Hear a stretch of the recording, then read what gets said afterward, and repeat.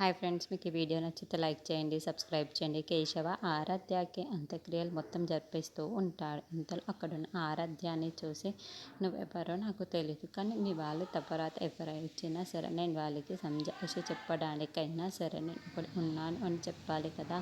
అందుకే ఇవన్నీ చేశాను. ఎంతమంది ముందు అవమానపడ్డా సరే ఇవన్నీ ఒక మనిషికి చేసినందుకు నాకు చాలా సంతోషంగా ఉంది అని చెప్పేసి అనుకుంటాడు.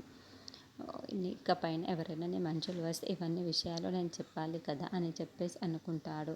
ఇంతలో అక్కడున్న పాపని తన బాబుని చూసుకుంటూ, నీ పాపని కూడా నేను చాలా క్షేమంగా చూసుకుంటాను, నా కన్న కూతుర్లా చూసుకుంటాను. ఇకపైన మీ వాళ్ళు ఎవరైనా వస్తే అప్పుడు మీ పాపని అప్పగిస్తానే తప్ప ఎవరికి అప్పగించేయలేదు, ఎవరి ముందు వదిలేదే లేదు. నేను మీ పాపని నా పాపలాగా చూసుకుంటాను అని చెప్పేసి అనుకుంటూ అక్కడ నీ ఆత్మశాంతి చేకూర్చాలని ఆ దేవుణ్ణి మనస్ఫూర్తిగా కోరుకుంటున్నాను అని చెప్పేసి అక్కడున్న చితికిని దండం పెట్టుకుంటూ వెళ్ళిపోతూ ఉంటాడు. ఇంతలో తన పాపని బాబుని తీసుకొని పదండి ఇంటికి వెళ్దాం అని చెప్పేసి అంటాడు.